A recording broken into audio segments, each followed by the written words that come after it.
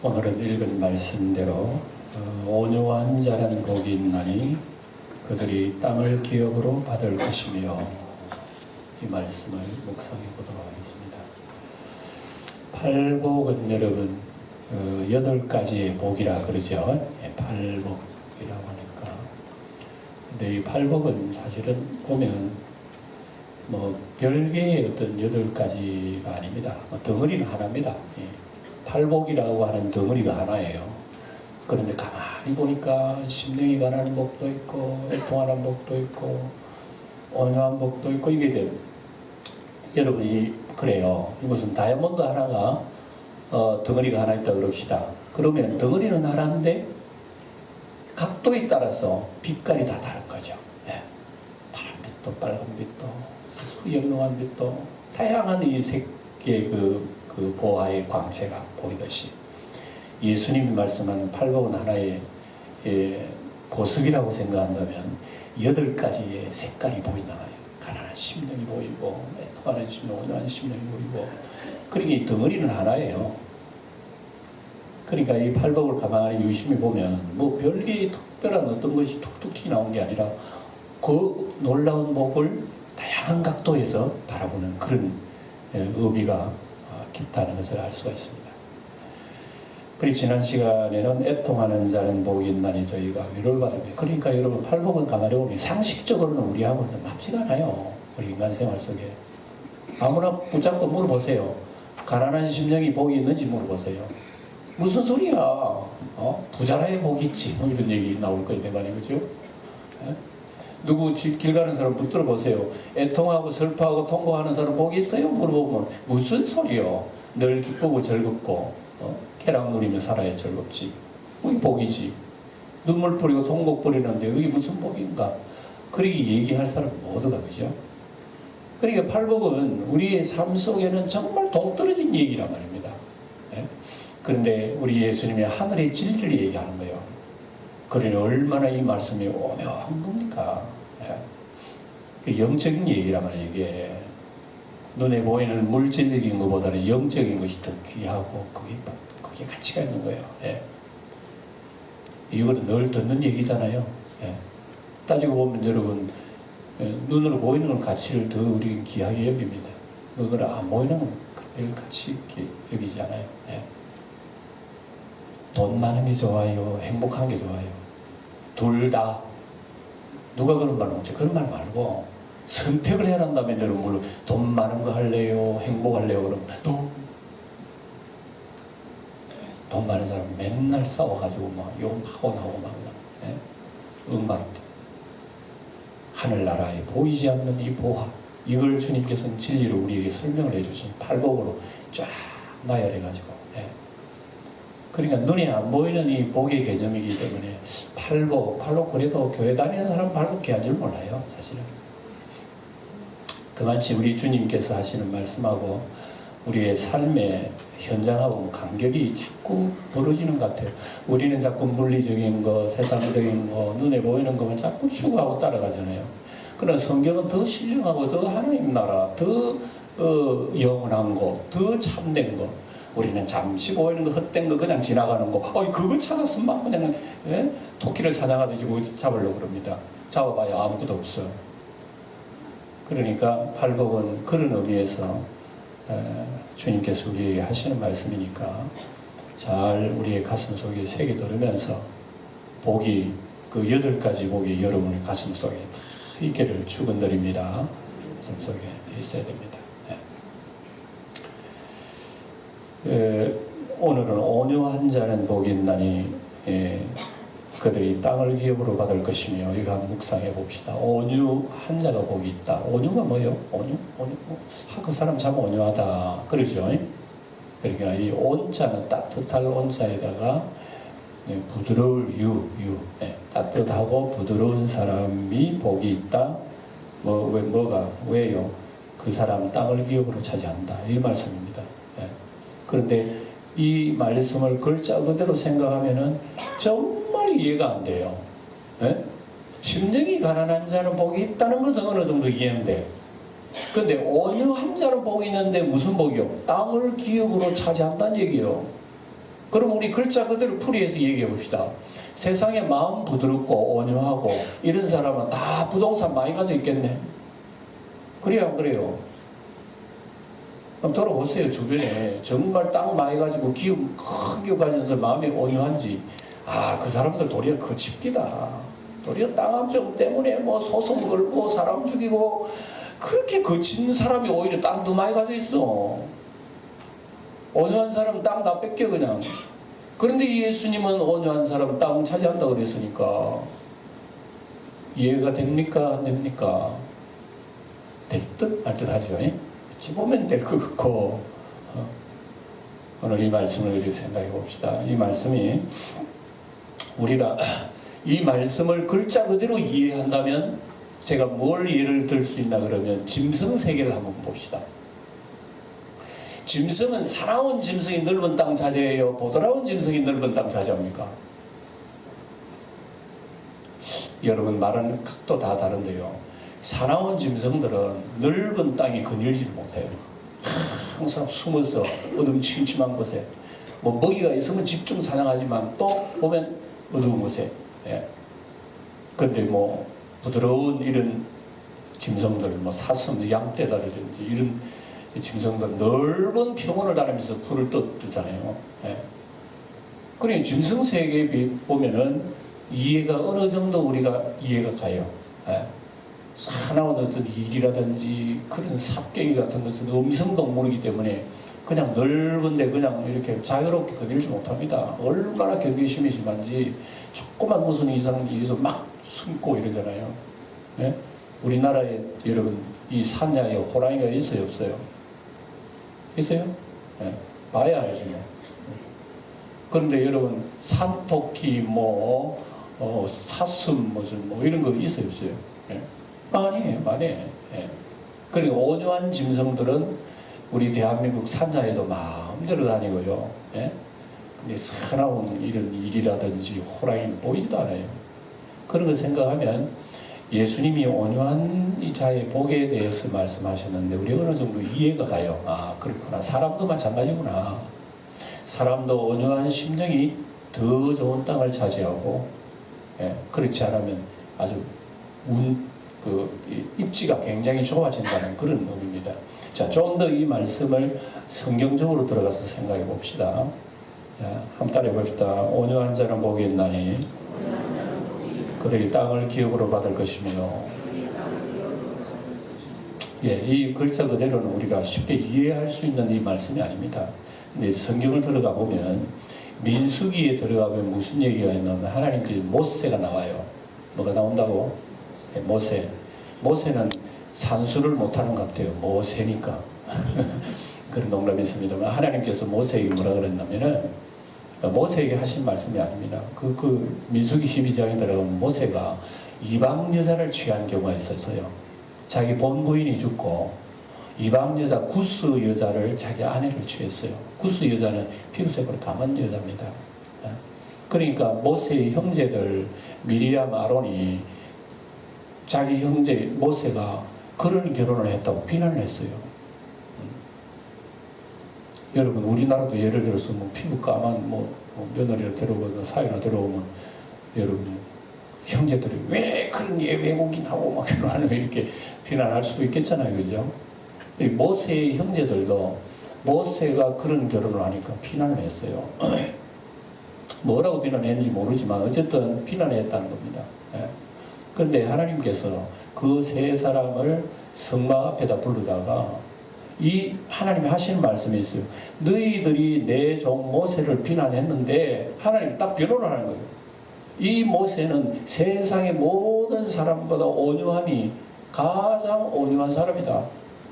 너희들 이 온유한 사람을 왜 비난하느냐 그러면서 주님이 딱 돌아가셔 버렸어요. 주님이 딱 뒤돌아가시자 미리암 자기 누이의 이마에 문둥덩이 들어버린 거야. 아, 그래가지고 대부분의 격리 수용하고, 예?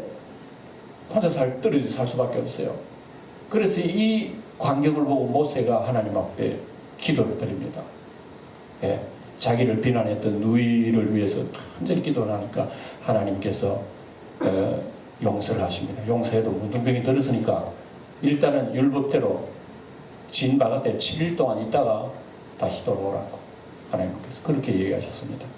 이때에 모세가 모세를 보고 하나님께서 온유한 사람이다. 세상에 지상에 모세만큼 온유한 사람이 없다고 말씀하신 적이 있어요. 그래서 모세가 하나님으로부터 칭찬받은 거예요. 뭐라고요? 온유한 사람이라고.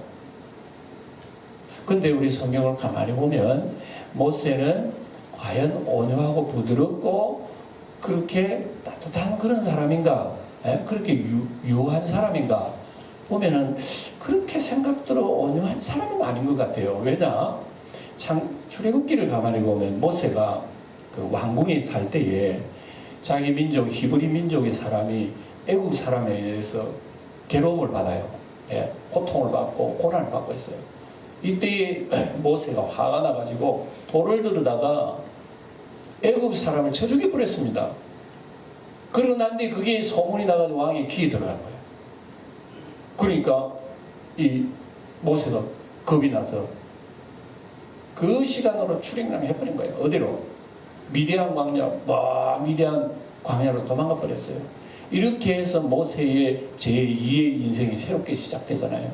그걸 볼 때 여러분, 모세는 썩나면 돌들어 사람 죽인다니까. 뭐 우리 직접적으로 표현하면 그래요. 여러분, 돌들어 사람 죽이는 사람이 온유해요? 성질 안 좋아요? 성질 안 좋다는 걸 조금 어폐가 있습니다만, 예? 돌을 들어서 사람을 때려 죽인 사람이 온유하다고 하는 것은 좀 어울리지 않는다. 예? 그것만 우리가 이해하죠. 어떻게 온유하고 부드러워요? 예? 아무리 그래도 사람은 안 죽여야지. 내가 돌을 맞는 일이 있더라. 그러지 맙시다, 우리. 당신이 뭐요? 그리고 내가 돌을 맞는 일이 있더라도, 내가 피를 철철 흘리는 일이 있더라도, 그 막았더라면 그 사람은 처음부터 온유한 사람 맞아요. 근데 모세는 처음부터 온유한 사람이 아니에요. 그치는 사람이요. 또 예를 들어서, 시내산에서 여러분, 10계명 받아 내려왔잖아요. 2돌판 들고, 그죠? 이거 내려왔습니다. 내려왔는데, 내려오니까 백성들이 밑에서 금송아지 만들어 놓고 성교 경배를 하는 거예요. 화가 나가지고 그만 10계명 돌파는 내부터 던져버린 거예요. 다 깨져버린 사람. 모세는 이런 성격을 가진 거예요. 물론 그 정의의 성격, 바른 성격입니다만 화가 나면 막 불을 뿜는 이런 성격, 그런 성격이 온유하다는 거 어울려요? 안 어울려요? 어울리질 않죠. 안 하죠. 그럼에도 불구하고 하나님은 왜 모세를 세상의 지상의 사람보다 가장 온유하다 그랬을까? 이기로가 얼핏 이해가 안 갑니다. 자, 이런 그 가운데서 하나님께서 모세를 두둔하신 이유가 바로 여기 있습니다. 너희들이 화난다고 내 종 모세를 비난하고 야단하고 했지만, 모세가 옛날 성질 같으면 너희들 한숨에 안 날려버렸을지 몰라. 그러나 모세는 지금까지 하나님께 다스림 받았고 하나님의 순종 훈련 받고 많은 고생도 많이 했어. 모세 고생하고 하나님 말씀으로 심령이 훈련받고 이래가지고 좀제 입을 안 열어. 여러분, 남이 나한테 나쁜 소리 하고 욕하고 하는데 날 가만히 있을 수 있어요? 나를 비난하고 모함하는데 내 입을 꾹 닫고 있을 사람이 누가 있느냐고요. 그런데 모세는 자기 형제들이 그렇게 비난해도 말 안 하고 가만히 있으면 거예요. 이러니까 하나님이 누드내 주는 것이요. 여러분, 우리 곤란한 일이 있을 때요, 입 닫고 있어 보세요. 누가 내 편 들어줍니까? 하나님 내 편 들어주신다니까. 괜히 여러분, 내가 내 변호사 되면 안 돼. 그럼 네 혼자 다 해버리라. 그럼 하나님 돌아서 버리지. 만약에 모세가 너들 어떠고 저떠고 하고 막 형한테 달라들고 누이한테 손가락질하고 말이죠. 형제들 싸우고 뭐 이래 보세요. 그러면 하나님 이 사람 모세는 온유함이 지면이 모든 사람보다 그런 소리를 안 할 거예요. 하나님께서. 그러니까 모세가 입 다물고 있는 거예요. 그래서 저는 여기서 배웁니다. 입 다무는 게 온유구나. 여러분, 입 다무는 게 온유예요. 우리 입이라고 하는 것은 얼마나 건질건질한 줄 알고, 소리는 가만히 못 있어요. 그냥 고만 것만 가만히 막 끼다니지 마음대로. 그리고 모세 가만히 아니 하나님이 그때 나와가지고 하나님 변호해서 이 모세 온유하다. 뭐 입이 없어 말 안 하는 줄 알아? 그러면 그렇게 얘기하는 거예요. 예. 그거 볼 때에 모세는 그렇게 야단할 수 있고 누이들을 나무랄 수 있고 책망할 수도 있고 내가 잘못한 거 뭐 있어? 내가 뭐 바람 피우기라도 했나? 내가 재혼했는데 안 해주고 난뒤 그게 뭐가 잘못했어? 그렇게 얘기하죠. 이방 여자 취했잖아. 이방 여자 니 취하지 말라고 율법에 그렇게 말해놓고 네가 이방 여자를 취해? 이방 여자 아니잖아. 신분이 이방 여자인 줄 모르지만 이스라엘 사람하고 같이 나온 사람이라고. 여러분 우리 다문화 가족들이 우리 대한민국에 와가지고 저기 올리고 사면 그 사람은 어느 나라 사람이요? 네? 결혼해서 우리나라 저기 올라면 대한민국 사람입니다. 맞죠? 피부색 다르다고 여러분 이스라엘 백성 아닌 게 아니에요. 같이 와가지고 같이 살면 이스라엘 사람이에요. 그래서 할 말은 얼마든지 있는 거예요. 예? 이 모세로 말하면 할 말이 많음에도 불구하고 비난을 스폰지처럼 자기 바다들고 입을 다물고 있으니 누가 대변해 줍니까? 하나님이 대변해 주는 거죠. 그러니까 모세가 온유하다고 그런 겁니다. 그래서 온유는 이런 정신. 예. 내가 억울하지만 그 억울함을 받아들이는 것, 그 온유라고 그래요. 여러분 세상에 억울한 사람 중에 가장 억울한 사람이 누굴까? 누구겠어요? 예수님이에요. 예수님. 예수님이 억울한 일을 얼마나 당했습니까? 이 예수님 입을 한번 열어버리면요 인간의 죄가 적나라하게 다 드러나버립니다. 근데 어린 양처럼 도수장에 끌려가도 말 없는 어린 양처럼 도수장에 끌려가는 그 어린 양처럼 예수님 말을 지금 막아도 말하고 침을 뱉어도 예수님이 입을 한 번도 안 여는 거예요. 그런데 빌라도가 너무 이상한 거예요. 이래도 입을 안 여는 사람이 세상에 다 있나? 웬만한 사람은 없는 말도 지어내가지고 소송 올리고 고소하고 고발하는데 예수님은 맞대놓고 사람들이 막 얘기해도 입을 안 여는 거예요. 아무렇지도 말 안 하고 온갖 모함을 해도 예수님 입을 안 여니까 어린 양의 그 고난을 보면서 예수님이 온유함을 그대로 드러낸 거죠. 그러니까 우리가 온유함이라고 하는 것을 이해를 하게 됩니다. 내가 옳지만은 나의 억울한 사정을 주님 앞에 의지한다는 그런 자세가 온유한 자세다. 이해가 되잖아요. 네. 성경에 보면은 참 주님의 제자들 중에서 베드로라고 하는 사람 나오죠. 이 베드로는 참 성격이 있는 사람이요. 그 사람 처음에는 성령을 받기 전에는 베드로가 한 성격했습니다. 얼마나 성질이 안 좋았으면요. 겟세마네 동산에 주님 기도하실 때에 예수님 잡으러 오는 그 대제사장이 종들 중에서 얘도 손을 툭 대는 거예요. 그리 베드로가 화가 나서 칼을 빼가지고 베드로 칼을 가지고 다닌다니까요. 예수님의 제자들 중에서 몸에 칼을 품고 다니는 사람들이 있어요.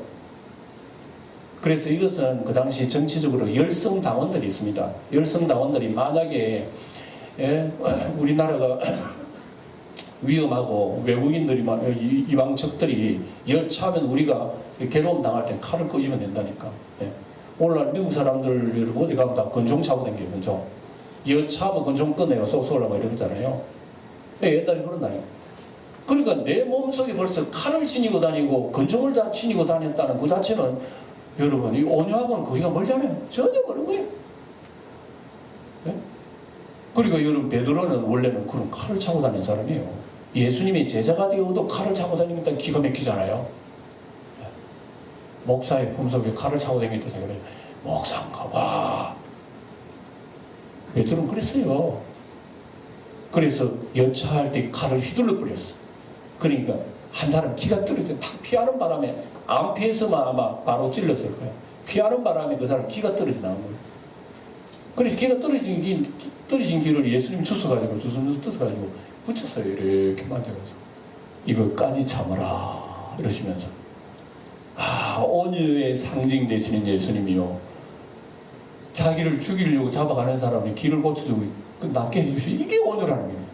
그리고 베드로가 그런 성격을 가진 사람이잖아요. 그럼 온유하고는 상관없는 사람입니다. 그리고 훗날에 베드로가 이제 성령의 강림 날에 성령 받잖아요. 성령을 받고 난 뒤에 베드로가 사람이요 싹 꺾여버렸습니다.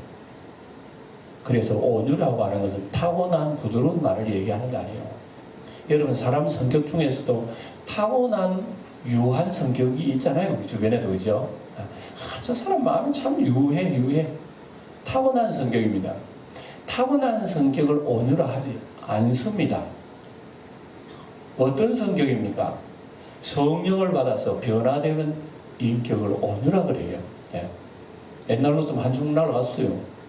근데 성령 받고 난 뒤에 보니까 그런 걸로 스폰지처럼 다 받아들이는. 베드로 같으면 옛날 같으면 베드로 칼 차고 막 휘둘렸어요. 그런데 베드로는 나중에 십자가에 거꾸로 매달려 죽었다니까. 그러니까 적들이, 로마의 적들이 베드로도 십자가에 달아 죽였어요. 예수님이 12제자는 다 이렇게 순교에 비참한 순교를 당했습니다. 몸 날라가고 몸 잘리고 사자굴 돌에가 화염 태우고 베드로처럼 십자가에 달려 이리 죽었어요. 12제자들 다 그리 죽었습니다. 이때 베드로가 아이고 나는 주님처럼 바로 달아 죽을 자격이 없으니 나를 거꾸로 매달려 주세요. 그래서 이 베드로는 거꾸로 해서 순교당했다는 그 교회 역사가 나와요. 그러면서 베드로 전후서를 읽어보면 야 이게 베드로 쓴 거 맞나 정말? 예? 그만큼 베드로가 이렇게 변했습니다. 이걸 오늘은 그런 거예요. 그러니까 내가 예수님 믿고 성령을 받아서 옛날에 못된 모난 그런 성질들이 다 다스림 받고 이제는 주님처럼 참 겸손해지고 어려움도 받아들이는 또 인내하는 그런 정신을 그런 온유라고 합니다. 예. 예수님이 온유한 자 복이 있다고 하는 거지. 이 얘기를 하는 거예요. 예. 괜히 뭐 마음이 부드러운 그런 사람 복이 있는 게 아니에요. 여러분 우리가 예수님을 믿고 난 뒤에 우리의 마음 본성이 얼마나 다스림 되었나 하는 것을 우리가 점검해 나갈 필요가 있습니다. 예. 우리는 예수님 믿는 예수님 자체가 보석이에요. 보석, 보화예요. 예. 예수님은 정말 12가지 색을 내는 찬란한 다이아몬드 보화예요. 그 속에 온갖 게 다 있는 거예요. 그 속에 팔복이 있는 거예요.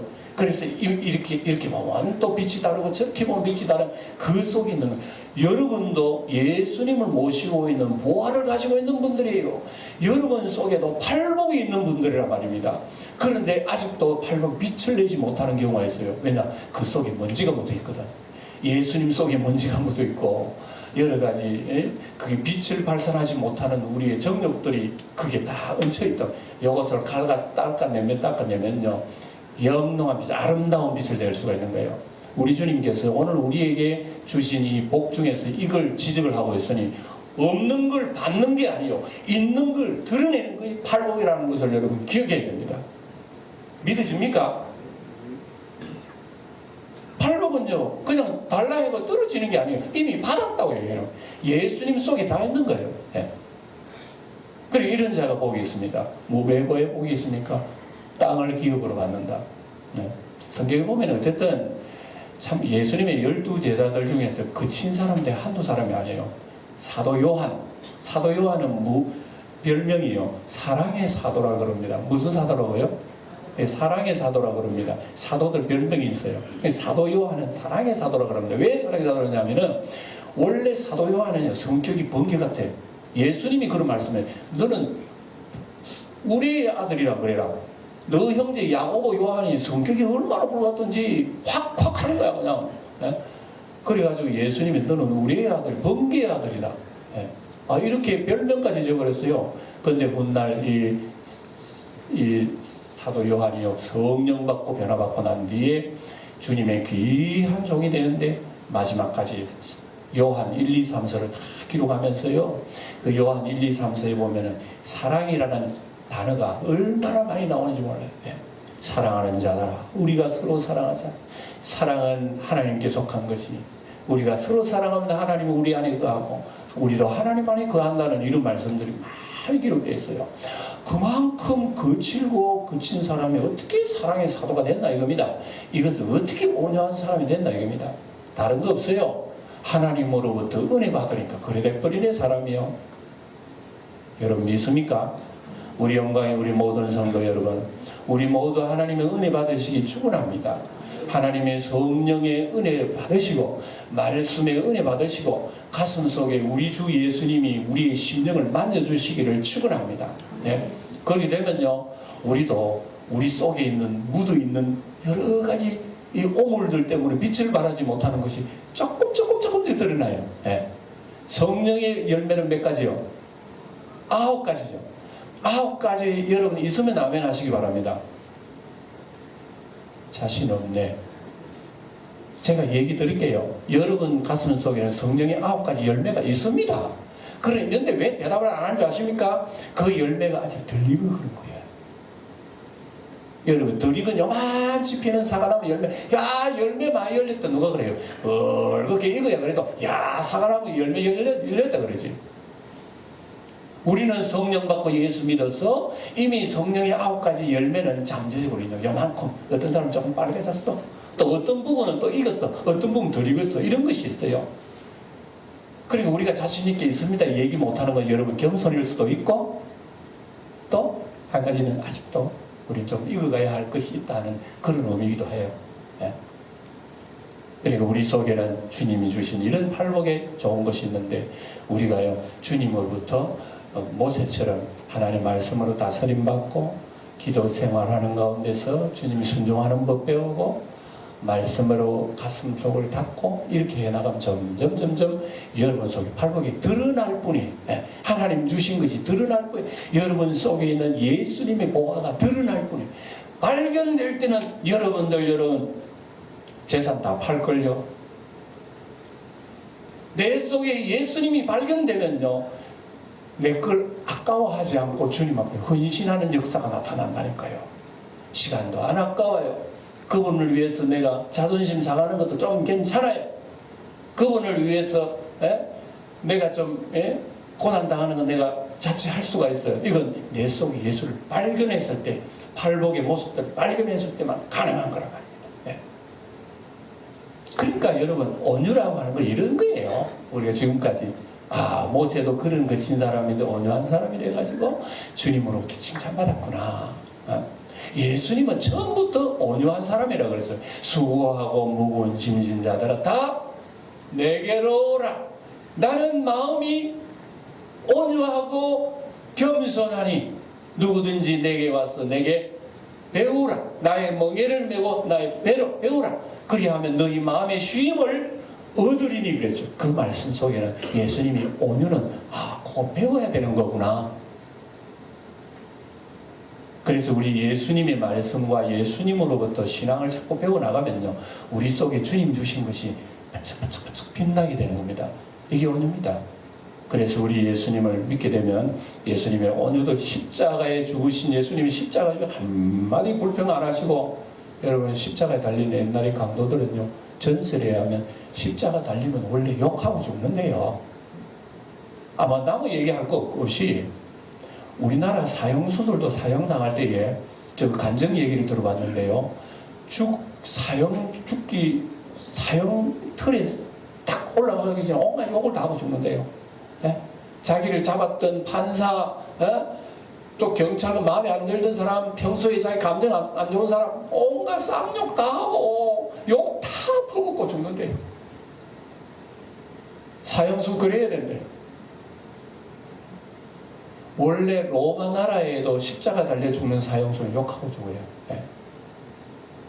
그런데 희한하게 그 많은 욕하고 죽는 사람 중에서 예수님은 욕이 아니라 도리어 십자가를 못을 박는 원수들을 향해서 용서해달라고 비는 그 예수님의 모습, 그게 온유입니다. 온유. 그러니까 불합리한 그런 죄악도 하나님 앞에 맡기는 그 심령을 온유라고 그럽니다. 이 온유한 사람을 하나님께서 땅을 기업으로 주신대요. 그래서 온유하면 여러분 부동산 여러분 복 받아요. 믿습니까? 부동산 복 믿습니까? 아멘 안 하는 거 보니까 이 목사 설교 틀린 거야 이거. 그래 부동산 얘기하는 게 아니라는 걸 아시죠? 우리 성도들 느낄 겁니다. 이 부동산 얘기 세상에 땅 얘기하는 게 아니에요. 그럼 뭘 얘기하는 겁니까? 땅을 기업으로 주신다는 것은 무슨 얘기예요? 자 봅시다. 그러면 세상이 하나님이 구약 성경에 말씀하시기를 세상에 가장 온유한 사람이 있어서 누구라 그랬죠? 아무도 누구라 그랬어요? 모세라고 그래요. 모세가 세상에서 가장 온유한 사람이라고 성경에 하나님이 그렇게 칭찬했습니다. 그러면 예수님의 말씀을 결부시켜 봅시다. 예? 예? 온유한 자는 복이 있나니 저희가 땅을 기업으로 받는다 이렇게 말씀하셨어요. 그러면 세상에서 가장 온유한 사람이 땅을 기업으로 받는다. 요걸 이제 땅에 같이 해봅시다. 그러면 모세는 세상에서 땅이 가장 넓어야 돼요, 없어야 돼요? 그렇다면 모세는 세상에 가장 땅이 넓어야 될 사람 맞죠? 그런데 모세는 땅이 있어요, 없어요? 없죠. 가나안 땅 12지파들에게 땅을 다 분배하고 모세 땅이 있어요, 없어요? 그러면 예수님의 말씀이 거짓말이요, 참말이요? 거짓말이요, 엉터리요? 그래서 우리 성경은 공부를 해야 되고 우리가 좀 배워야 됩니다. 이 말씀은요, 결론적으로 말하면 세상 땅을 얘기하는 거 아닙니다. 예. 온유하고 겸손한 사람 땅이 100평, 1000평, 10,000평 늘어난다는 그런 소리 아니에요. 그것도 뭐 모세는 세상 절반은 차지해서 자기 땅. 그런데 모세는 가나안 땅 들어가지도 못했어. 그러니까 하나님께 기도합니다. 아이고 하나님이요, 가나안 땅에 한 발만 좀 가게 해주세요. 한 발 그런 건 없지만 그 심정을 얘기해. 가나안 땅이나 좀 들어가게 해주세요. 하나님 하시는 말씀, 됐다, 그만하도 됐다 이럽니다. 그러면 예수님은 그 온유한 자가 땅을 차지했는데 나한테 왜 땅 안 줍니까? 이렇게 물으면 하나님 뭐라 그러실까요? 하나님 뭐라고 대답하셨을까요? 상상해 보는 겁니다. 얘야, 세상 땅을 얘기하는 것이 아니니라. 주님께서 그렇게 말씀하실 것 같아요. 세상 땅보다 더 귀한 것은 하늘나라의 땅입니다. 하늘의 땅. 그러니까 이 팔복의 문제는요, 이 심령이 가난한 자는 복이 있나니 뭐가 될 것이라? 천국이 될 거라. 이게 같은 말을 약간 방향을 틀어서 얘기하는 거예요. 예. 마지막에 박해를 받는 자는 복이 있나니 천국이 될 거예요. 천국 얘기하는 거예요. 땅은 천국 얘기하는 거예요. 땅은 예수님이 얘기하는 거예요. 예. 그래서 여러분, 온유한 자는요, 하늘나라 기업을 받아요. 하늘나라는 범위가 넓어요. 예. 땅은 어느 지역, 어느 번지에 내 땅만 그것만 소유 있는데, 하늘나라 땅은 여기도 저기도 있고 내 마음속에도 있느니라 그랬습니다. 그래 우리의 마음속에 기업이 넓잖아요. 장차 우리가 차지해야 할 영원한 하늘나라 기업이 이미 내 마음속에 지금 들어와 있는 거예요. 예. 여기 있다 저기도 너 마음에 있다 그랬습니다. 그래서 이 하늘나라의 이 땅이라고 하는 것은 사실은요, 예수님이면서 하나님의 나라예요. 예. 우리 예수님이 세상에 왜 오셨어요? 회개하라, 무엇이 가까웠느니라. 그걸 얘기하는 거예요. 지금 그걸 얘기하신다는 얘기입니다. 회개하라, 너희들이 땅이 지금 되찾아졌느니라. 그런 얘기 아니에요. 예. 예수님이 예수님이 온유의 신이에요. 예수님은 온유의 신인데, 예수님이 유대 땅에 예수님 땅이 있어요, 없어요? 마찬가지거든요. 예수님은 공중에서는 거처가 있고, 기어다니는 들짐승들은 누울 자리도 있지만 인자는 베개 베고 누울 자리가 없어요. 예수님은 땅 한 평 없고 전세방 하나도 없었는 거예요. 처음부터 남한테 빌려, 무덤도 예수님 무덤 아니야. 나무 무덤에 빌린 거예요. 그만큼 예수님은 세상의 소유에 대해서는 제로인데 온유의 신이란 말입니다. 그럼 땅이 어디 있어요? 예수님이 우리의 땅이에요. 예수님이 우리의 기업이고 예수님 속에 있는 천국이 우리의 것이라는 것을 얘기하는 거예요. 예, 믿습니까? 이래 설교하면 여러분 속으로 예수님, 목사님 그 설교는 목사님 하세요. 그래도 나는 세상 땅이에요. 이렇게 생각할 사람이 있을지 모르겠습니다만, 그러면 저는 할 말이 없어요. 왜냐? 주님이 얘기하는 걸 그대로 제가 여러분들이 전달했기 때문에 그래요. 하늘나라는 장차 천당 가는 게 아니에요. 우리에게도 지금 임재하고 있는 거예요. 그리고 우리에게는 영원한 날개를 달고 기업을 가지고 있어요. 네. 모세는 이 땅에 땅 한 평도 얻지 못했지만은, 모세는 지금도 안 죽었어요. 죽었다고요? 안 죽었어요. 그때부터 날개를 달고 천국을 다 닳고 있어요. 예수님 변화산에 왔을 때 모세도 그 자리에 왔네요. 하늘나라는 못쓸 거예요. 하늘나라는 온유한 자의 것이란 말입니다. 하늘나라는 영광교회 성도 여러분들의 것이에요. 이거 온유한 자가 받는다 이겁니다. 온유가 뭡니까? 아픔과 괴로운 것은 쓴 잔도 그들을 주님 맡기는 자세를 온유라 그런다. 이런 가슴을 가지고 천국을 기업으로 갖는 우리 영광교회 성도 되시기를 주의 이름으로 축원드립니다. 기도하겠습니다.